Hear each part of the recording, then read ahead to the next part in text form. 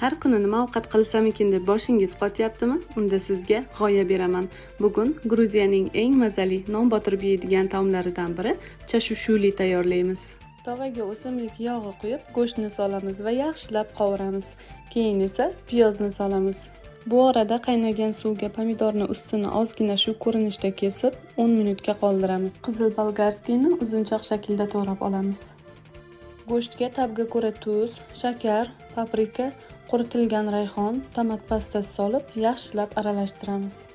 Endi boyagi pomidorni ustini olib tashlaymiz va mayda kubik shaklda to'g'rab olamiz. Go'shtni ustidan bolgarskiy, pomidor hamda qaynoqqina 1 stakan suv quyamiz.